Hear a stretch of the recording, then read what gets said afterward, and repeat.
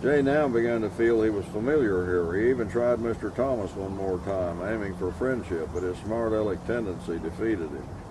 It started when Thomas drove in from the road one day with a load of green cane, hooked up the mule to the pole on the iron spool in the barnyard, and started to press out the juice. Intrigued, Jay strolled up outside the circle of the treading mule and asked, "What are you doing today, Mr. Butcher Thomas?"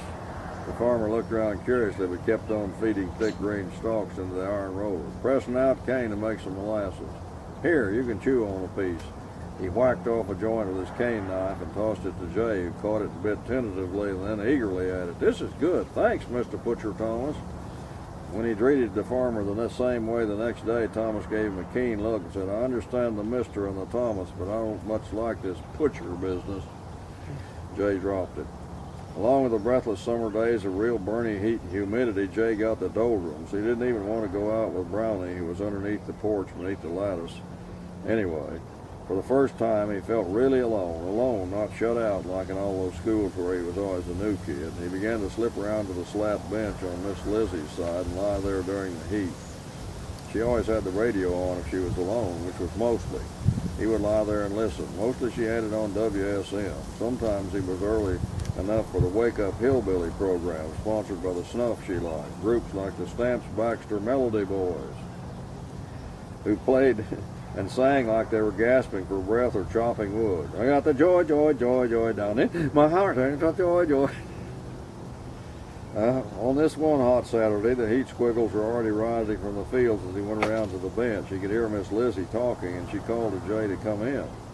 A stocky young man in pinstripe cap and denim, new blue work shirt, sat on the edge of the single bed. "This here's my boy Andrew," Miss Lizzie announced proudly. "He stays in town, but he gets out here once in a while to see his old mother.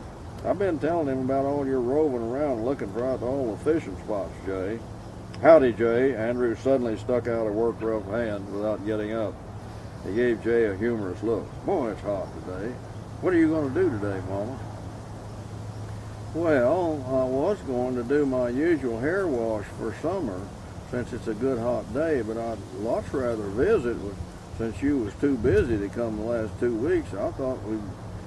Yep, Andrew broke in. "Since I got on the carpenter crew out at Camp Shelby, they've been really pushing us. But I walked out here, and I'm just burning up. Maybe I could take Jay over to the creek behind us so we could fish and cool off while you wash your hair. Then when I get back, we could listen to the Opry from Nashville."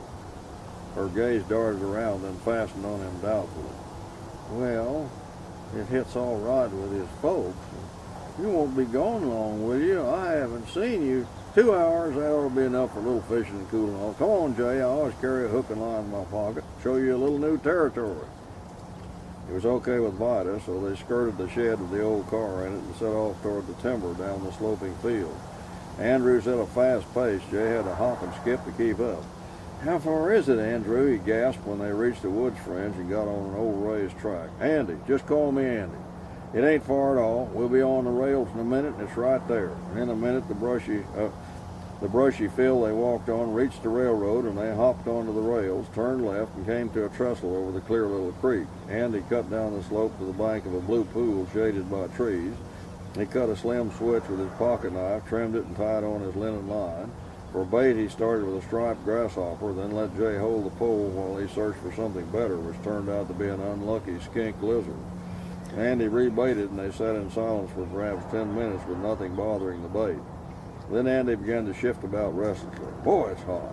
He said, "I sure could use a cold drink. How about you?" Well, yeah."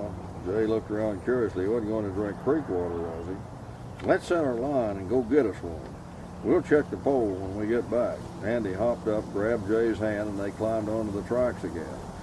Ahead of them, the rails and ties shimmered in the sun. In the heat, the reek of tar and creosote was strong. A half-mile distant through the haze, Jay could see Hattiesburg. "Town?"